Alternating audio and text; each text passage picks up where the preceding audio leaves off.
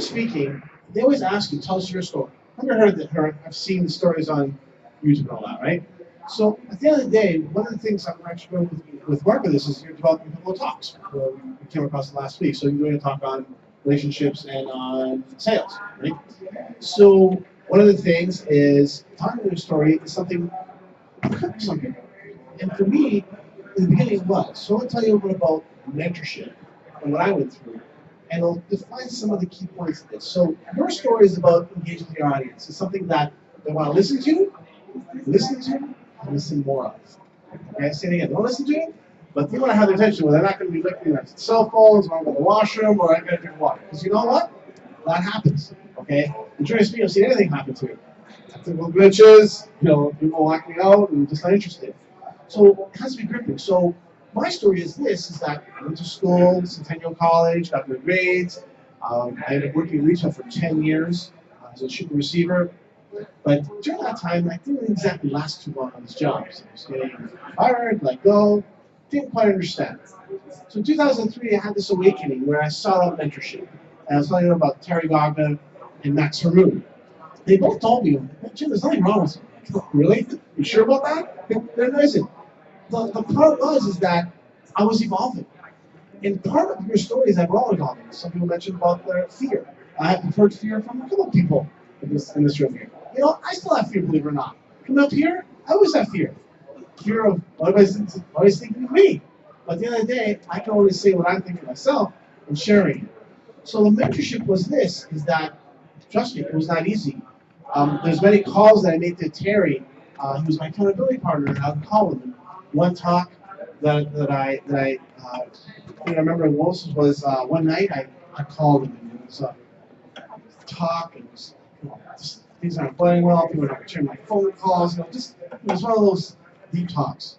And then he responds a few days later saying, "You're growing."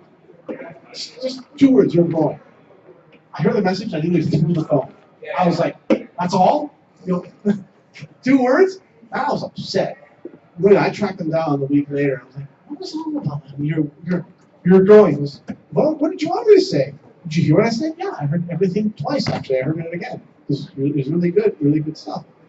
At the end of the day, I was growing. And we all continue to grow. But we go through this process. We go through the process of growing. And that's sometimes challenging. Just like, if you want to learn about Zishan's story, who can share you the videos, it's an interesting story. He gave you the sort of mini synopsis of it, right? But there's a big story behind that. For me is that I didn't have the confidence. One of the things I did is actually grew a spine. There's a saying, a spine is a terrible thing to waste. Okay? It is. And so I grew. And what happened was, as time went on, I got confident, I started getting promoted. I worked for FedEx Freight for 7 years. I started working on the floor, then I got promoted to a check-in, then I did other special projects. I mean, I flew. I served as a diversity council member for 3 years. I actually got to the United States a few times. It was great. But how did I get there? Well, Zisha was talking about every step of the way, I got better. After I left FedEx in 2011, I was like, oh boy, what's next? I worked hard to find a job for 90 days, couldn't find anything. 2012, I got a phone call, constant contact.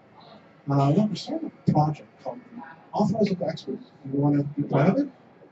So Cameron approaches me and says, yeah, I got one question. Does it pay?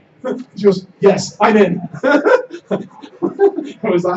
I signed the contract, January 27th. I had a speaking engagement the next day. It was the fastest talk ever. Even Lisa didn't do that. Went up to Newmark, Ontario. I have the video. It's awful. I read the presentation notes. Key thing, don't tell me that. Read the notes, shared it to Lisa, because Jim, don't do that ever again. I was like, okay. So I didn't use the notes again. But I printed the notes up. What we're going to do? Less than 24 hours? So again, the process. The reason I'm telling this story is I wanted to speak so badly. I was like, okay, for words, let's make this happen. Fast forward to 2015, I've had a chance to continue to speak with Constant Contact, start the PSA, meet some amazing people along the way, get great mentorship from Tanya Hoffman, who's the CEO, meet new mentors and new leaders. But again, start from somewhere. So I'm with this. I made 2 pages of the notes, you know. I take 2 pages of the notes and it's a 10-minute talk. At the end of the day, the goal of your story is you share it, people be wanting to listen. Everybody's paying attention to me because it's a gripping story. Okay? And it is. And when I started sharing this story years ago, it was very hard for me. It was very personal for me. I did this talk at Bo Mondays 2 years ago. The crowd laughed and cried both in 10 minutes. My friend was in the audience and goes, I don't know how you did that. I don't think I can do that. I don't know. I walked on stage, I was a mess because it was very emotionally draining for me. Now I've done the talk 4 or 5 times and it's getting better. But again, we all have that story. And it has to be that. So the message I want to leave you with, that's the last part of this. Last part of here is this: is practice. Okay? You practice. So you practice in front of one person, dog, cat, nephew, someone on the street. I heard a good story earlier. Maybe we'll get shared at the post-event.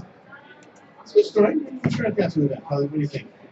You up to it? After the event? 2-minute story? He has a good story, but we'll do it after. So do it, and then you build.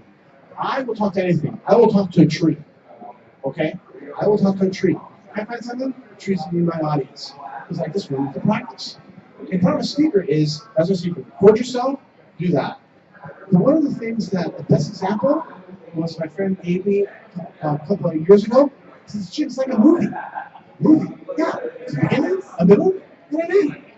Beginning is, why should I listen to you? The middle is your journey, and the end is the climax. Now, could there not be a climax?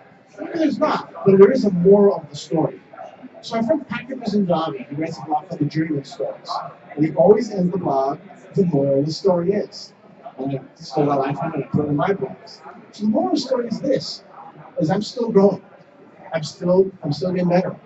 I have a responsibility as a director here to empower my members, get helped out by my directors, thank God. I'm going to talk to Mr. Upstairs about this technology failing tonight, because that's not supposed to happen every week. But it happens. But you surround yourself with great people, this happens. And that's why I'm excited about the PSA in my life, because I surround myself with people like that, and that's the power of this. So I really thank you for listening. And again, every month is a new topic. Next month, it's going to be the power. The next month's topic is, who's my book? It's going to the power of monetizing your business. So that's the topic for next month. So again, Tanya Hoffman has all this experience and she'll share with you every month. So I'll be covering a lot of this in the membership part.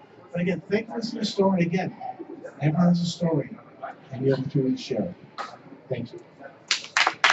All right, so we're going to flip over and we're going to do the